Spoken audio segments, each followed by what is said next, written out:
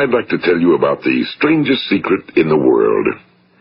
Some years ago, the late Nobel Prize-winning Dr. Albert Schweitzer was being interviewed in London, and a reporter asked him, "Doctor, what's wrong with men today?" And the great doctor was silent a moment, and then he said, "Men simply don't think." It's about this that I want to talk with you. We live today in a golden age. This is an era that man has looked forward to, dreamed of, and worked toward for thousands of years. But since it's here, we pretty well take it for granted.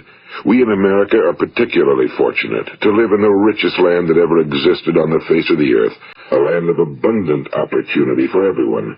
But you know what happens? Well, let's take a hundred men.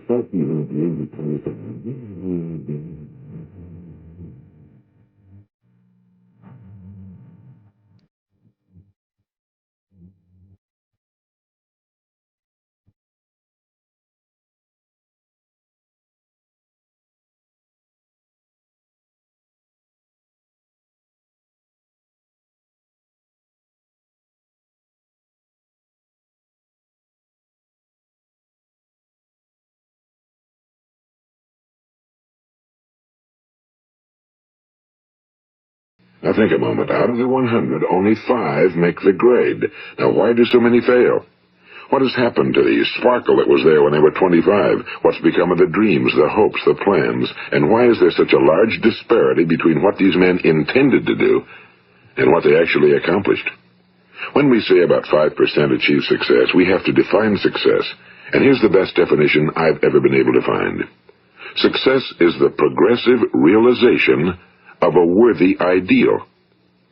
If a man is working toward a predetermined goal and knows where he's going, that man is a success. If he's not doing that, he's a failure.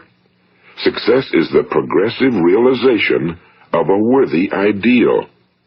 Rollo May, the distinguished psychiatrist, wrote a wonderful book called Man's Search for Himself. And in this book he says, the opposite of courage in our society is not cowardice. It is conformity. And there you have the trouble today. It's conformity, people acting like everyone else without knowing why, without knowing where they're going. Now think of it. In America right now, there are over 18 million people 65 years of age and older. And most of them are broke. They're dependent on someone else for life's necessities.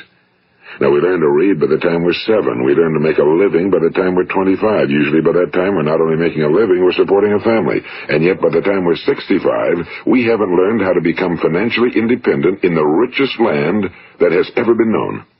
Why? We conform. And the trouble is that we're acting like the wrong percentage group, the 95 who don't succeed. Now, why do these people conform? Well, they really don't know. These people believe that their lives are shaped by circumstances, by things that happen to them, by exterior forces. They're outer-directed people. A survey was made one time that covered a lot of men, working men, and these men were asked, "Why do you work? Why do you get up in the morning?" 19 out of 20 had no idea. If you ask them, they'll say, well, everyone goes to work in the morning, and that's the reason they do it, because everyone else is doing it. Now let's get back to our definition of success. Who succeeds? The only person who succeeds is the person who is progressively realizing a worthy ideal. He's the person who says, I'm going to become this, and then begins to work toward that goal. I'll tell you who the successful people are. A success is the school teacher who's teaching school because that's what he or she wants to do. The success is the woman who's a wife and mother because she wanted to become a wife and mother and is doing a good job of it. The success is the man who runs the corner gas station because that was his dream. That's what he wanted to do. The success is the successful salesman who wants to become a top-notch salesman and grow and build with his organization. A success is anyone who is doing deliberately a predetermined job because that's what he decided to do deliberately. But only 1 out of 20 does that. That's why today there isn't really any competition unless we make it for ourselves. Instead of competing, all we have to do is create. You know, for 20 years, I looked for the key which would determine what would happen to a human being. Was there a key I wanted to know which would make the future a promise that we could foretell to a large extent? Was there a key that would guarantee a person's becoming successful if he only knew about it and knew how to use it? Well, there is such a key, and I've found it. Have you ever wondered why so many men work so hard and honestly without ever achieving anything in particular, and others don't seem to work hard and yet seem to get everything? They seem to have the magic touch. You've heard them say that about someone. Everything he touches turns to gold. And have you ever noticed that a man who becomes successful tends to continue to become successful? And on the other hand, have you noticed how a man who's a failure tends to continue to fail? Well, it's because of goals. Some of us have goals, some don't. People with goals succeed because they know where they're going. It's that simple. Think of a ship leaving a harbor, and think of it with the complete voyage mapped out and planned. The captain and crew know exactly where it's going and how long it'll take. It has a definite goal. Now, 9,999 times out of 10,000, it will get to where it started out to get. Now, let's take another ship, just like the first, only let's not put a crew on it or a captain at the helm. Let's give it no aiming point, no goal, no destination. We just start the engines and let it go. I think you'll agree with me that if it gets out of the harbor at all, it will either sink or wind up on some deserted beach, a derelict. It can't go any place because it has no destination and no guidance, and it's the same with a human being. Take the salesman, for example. There's no other person in the world today with the future of a good salesman. Selling is the world's highest-paid profession, if we're good at it and if we know where we're going. Every company needs top-notch salesmen, and they reward those men. The sky's the limit for them. But how many can you find? Someone once said the human race is fixed, not to prevent the strong from winning, but to prevent the weak from losing. The American economy today can be likened to a convoy in time of war. The entire economy is slowed down to protect its weakest link, just as the convoy had to go at the speed that would permit its slowest vessel to remain in formation.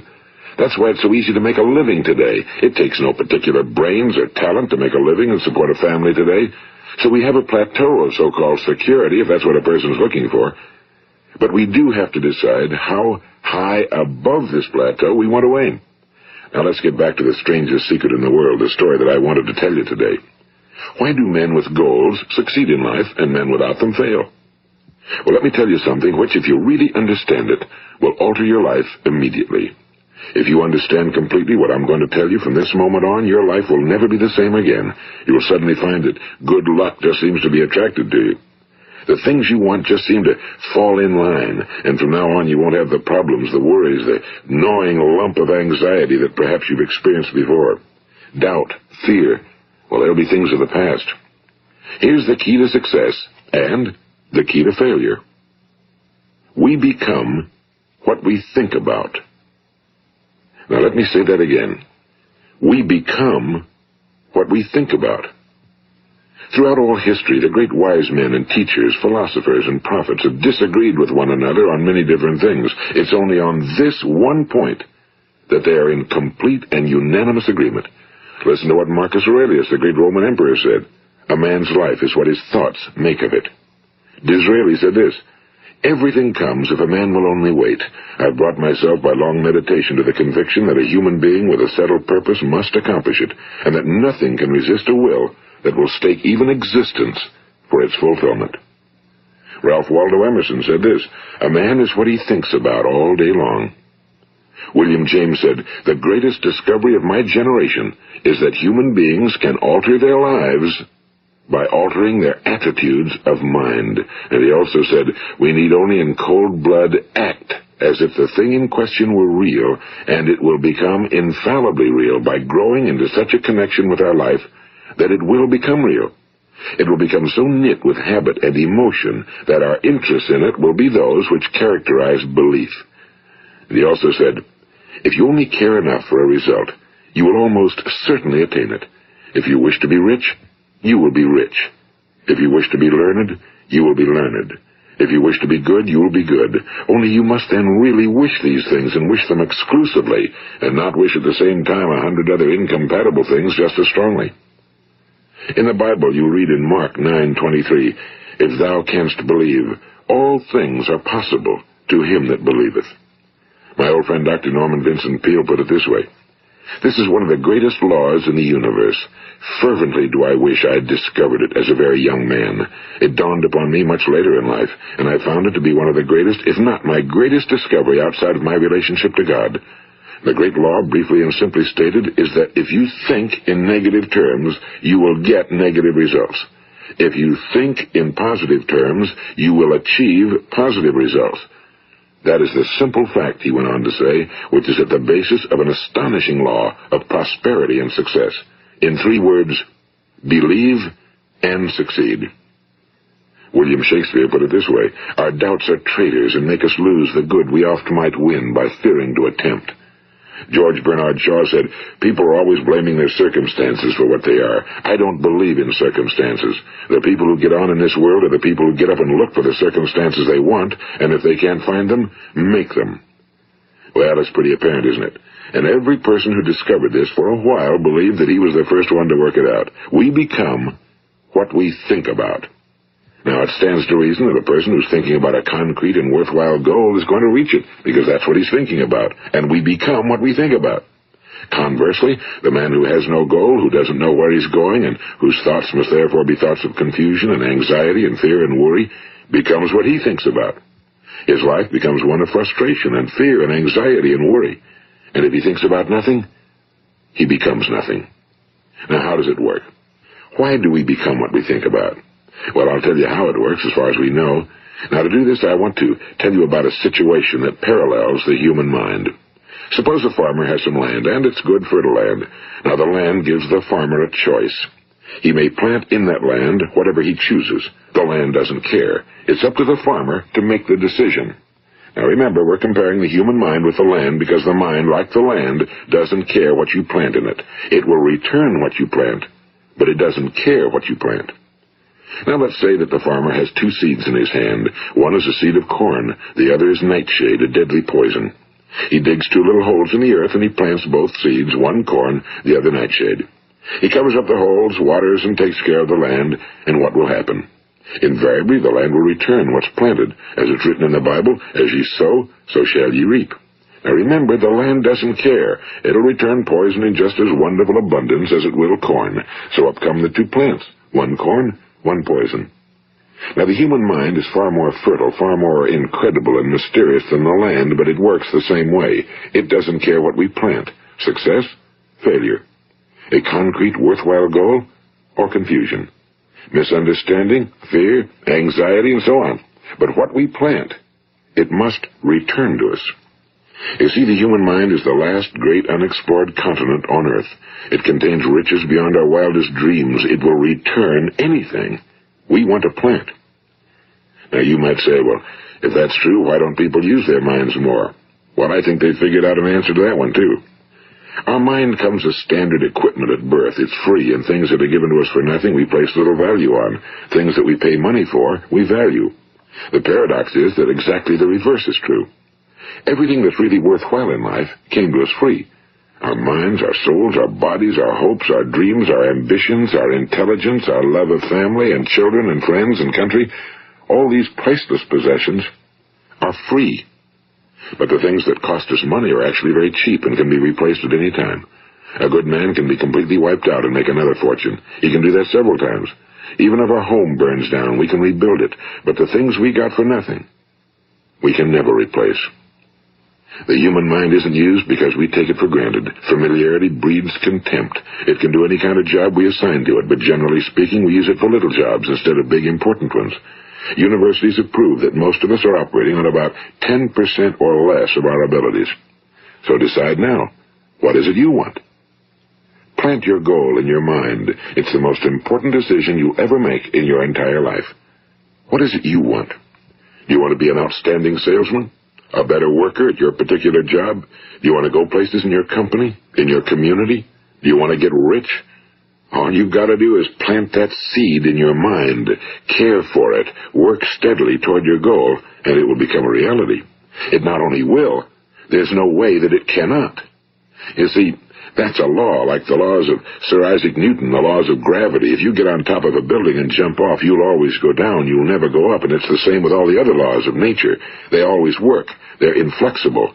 Think about your goal in a relaxed, positive way. Picture yourself in your mind's eye as having already achieved this goal. See yourself doing the things you will be doing when you've reached your goal. Ours has been called the phenobarbital age, the age of ulcers and nervous breakdowns and tranquilizers. At a time when medical research has raised us to a new plateau of good health and longevity, far too many of us worry ourselves into an early grave, trying to cope with things in our own little personal ways, without learning a few great laws that will take care of everything for us. These things we bring on ourselves through our habitual way of thinking. Every one of us is the sum total of his own thoughts. He is where he is because that's exactly where he really wants to be, whether he'll admit that or not. Each of us must live off the fruit of his thoughts in the future, because what you think today and tomorrow, next month and next year, will mold your life and determine your future. You're guided by your mind. I remember one time I was driving through eastern Arizona, and I saw one of those giant earth-moving machines roaring along the road at about 35 miles an hour with what looked like 30 tons of dirt in it. A tremendous, incredible machine, and there was a little man perched way up on top with the wheel in his hands guiding it. And as I drove along, I was struck by the similarity of that machine to the human mind. Just suppose you're sitting at the controls of such a vast source of energy. Are you going to sit back and fold your arms and let it run itself into a ditch? Or are you going to keep both hands firmly on the wheel and control and direct this power to a specific, worthwhile purpose? It's up to you. You're in the driver's seat. You see, the very law that gives us success is a two-edged sword. We must control our thinking. The same rule that can lead a man to a life of success, wealth, happiness, and all the things he ever dreamed of for himself and his family. That very same law can lead him into the gutter. It's all in how he uses it, for good or for bad. This is the strangest secret in the world. Now, why do I say it's strange, and why do I call it a secret? Actually, it isn't a secret at all. It was first promulgated by some of the earliest wise men, and it appears again and again throughout the Bible, but very few people have learned it, understand it. That's why it's strange, and why for some equally strange reason it virtually remains a secret. I believe that you could go out and walk down the main street of your town and ask one man after another what the secret of success is, and you probably wouldn't run into one man in a month who could tell you. Now, this information is enormously valuable to us if we really understand it and apply it. It's valuable to us not only for our own lives, but the lives of those around us, our families, employees, associates, and friends. Life should be an exciting adventure. It should never be a bore. A man should live fully, be alive. He should be glad to get out of bed in the morning. He should be doing a job he likes to do because he does it well. One time I heard Grove Patterson, the great late editor-in-chief of the Toledo Daily Blade, make a speech, and as he concluded his speech, he said something I've never forgotten. He said, "My years in the newspaper business have convinced me of several things. Among them, that people are basically good, and that we came from someplace, and we're going someplace. So we should make our time here an exciting adventure. The architect of the universe didn't build a stairway leading nowhere." And the greatest teacher of all, the carpenter from the plains of Galilee, gave us the secret time and time again. As ye believe, so shall it be done unto you. I've explained the strangest secret in the world and how it works. Now, on this side, I want to explain how you can prove to yourself the enormous returns possible in your own life by putting this secret to a practical test. I want you to make a test that will last 30 days. It isn't going to be easy, but if you'll give it a good try, it will completely change your life for the better. Now, back in the 17th century, Sir Isaac Newton, the English mathematician and natural philosopher, gave us some natural laws of physics which apply as much to human beings as they do to the movement of bodies in the universe. And one of these laws is that for every action, there is an equal and opposite reaction. Simply stated, as it applies to you and me, it means we can achieve nothing without paying the price. The results of your 30-day experiment will be in direct proportion to the effort you put forth. To be a doctor, you must pay the price of long years of difficult study. To be successful in selling, and remember that each of us succeeds to the extent of his ability to sell. Selling our families on our ideas, selling education in schools, selling our children on the advantages of living the good and honest life, selling our associates and employees on the importance of being exceptional people. To, of course, the profession of selling itself. But to be successful in selling our way to the good life, we must be willing to pay the price. Now, what is that price? Well, it's many things. First, it's understanding emotionally, as well as intellectually, that we literally become what we think about, that we must control our thoughts if we're to control our lives. It's understanding fully that as ye sow, so shall ye reap. Second, it's cutting away all fetters from the mind and permitting it to soar as it was divinely designed to do. It's the realization that your limitations are self-imposed and that the opportunities for you today are enormous beyond belief. It's rising above narrow-minded pettiness and prejudice. And third, it's using all your courage to force yourself to think positively on your own problem, to set a definite and clearly defined goal for yourself, to let your marvelous mind think about your goal from all possible angles, to let your imagination speculate freely upon many different possible solutions, to refuse to believe that there are any circumstances sufficiently strong to defeat you in the accomplishment of your purpose, to act promptly and decisively when your course is clear, and to keep constantly aware of the fact that you are, at this moment, standing in the middle of your own acres of diamonds, as Russell Conwell used to point out. And fourth, save at least 10% of every dollar you earn. It's also remembering that no matter what your present job, it has enormous possibilities, if you're willing to pay the price. Now let's just go over the important points in the price each of us must pay to achieve the wonderful life that can be ours. It is, of course, worth any price. 1. You will become what you think about. 2. Remember the word imagination and let your mind begin to soar. 3. Courage. Concentrate on your goal every day. 4. Save 10% of what you earn. And 5. Action. Ideas are worthless unless we act on them.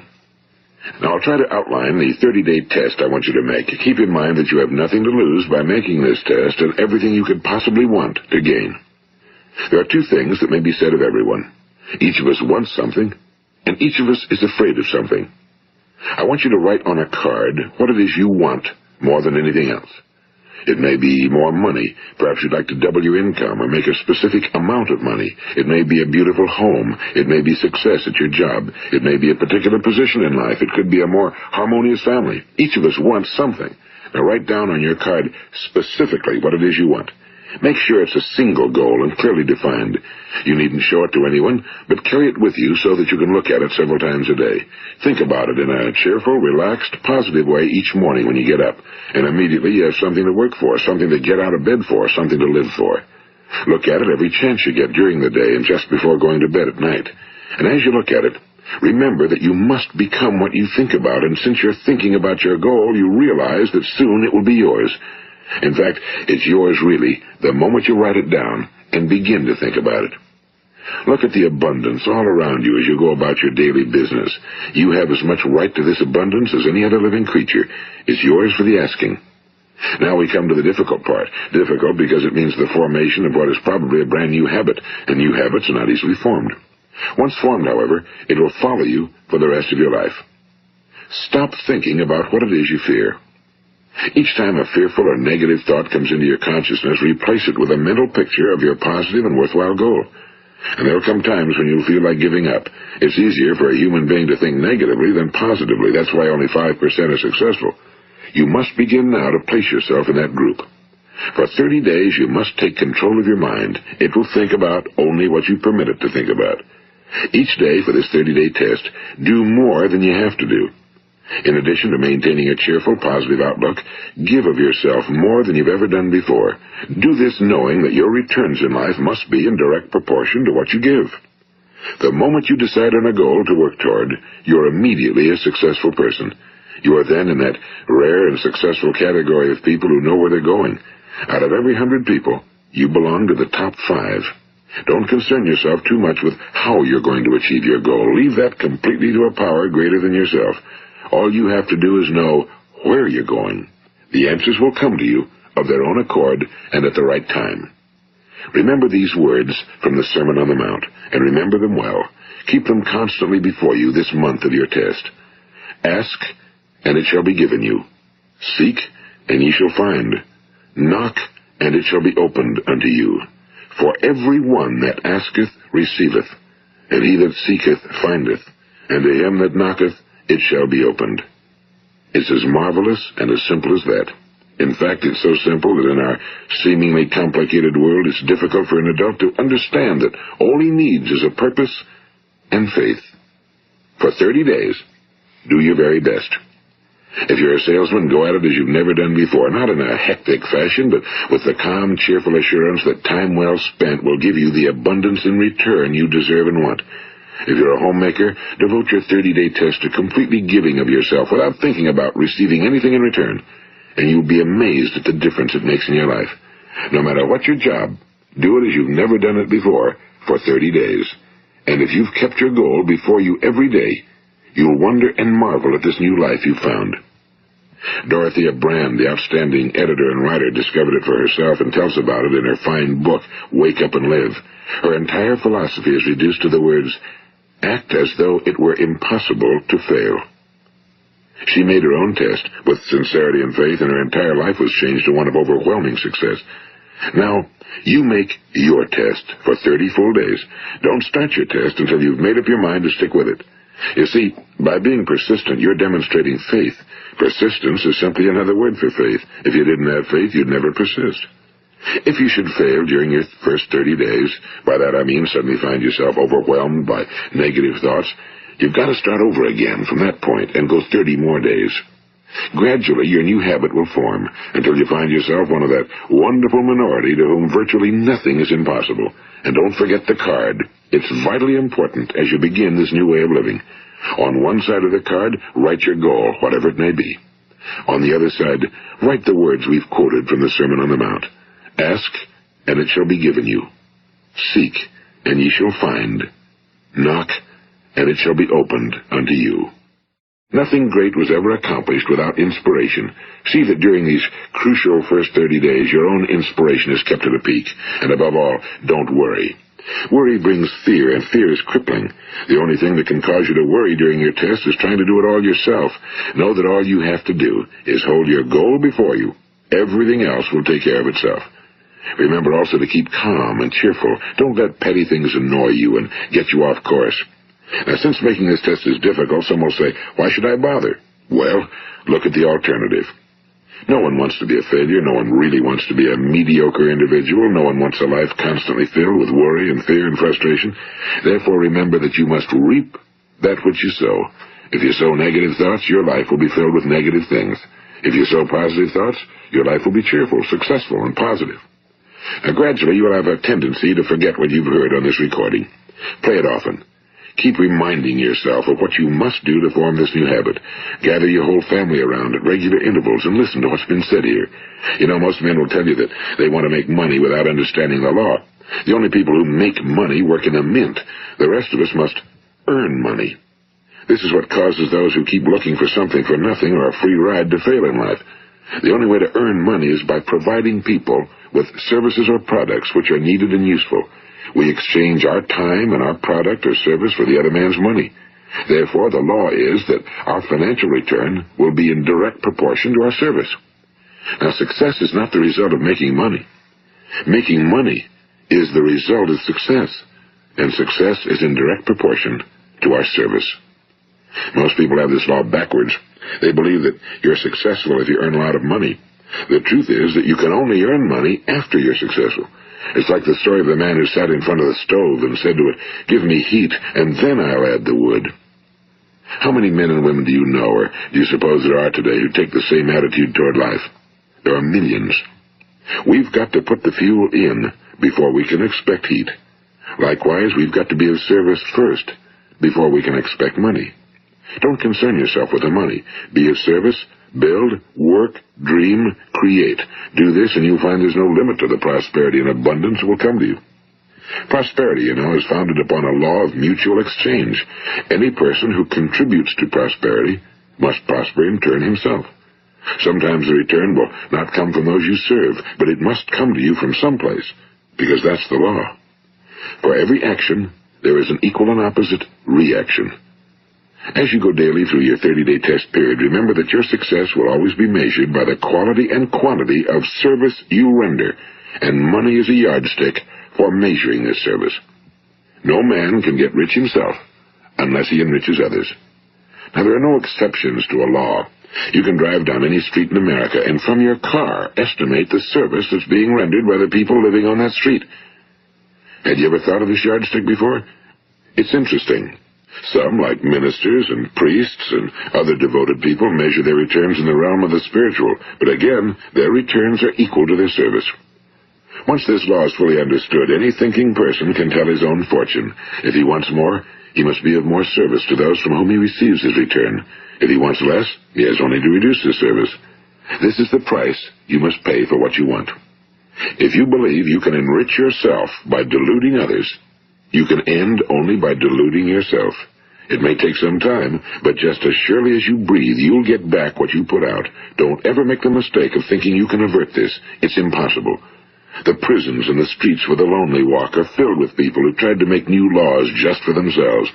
We may avoid the laws of man for a while, but there are greater laws that cannot be broken.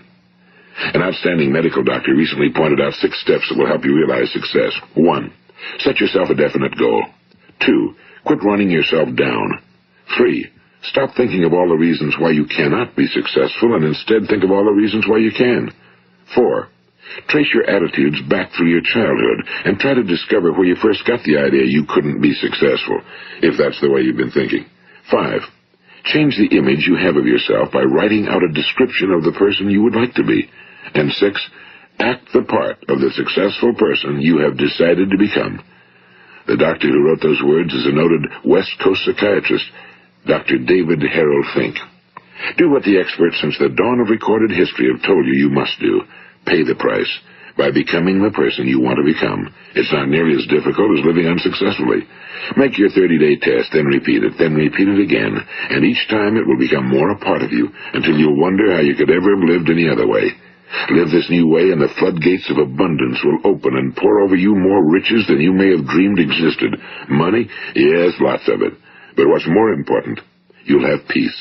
You'll be in that wonderful minority who lead calm, cheerful, successful lives. Start today. You have nothing to lose, but you have a whole life to win. This is Earl Nightingale, and thank you.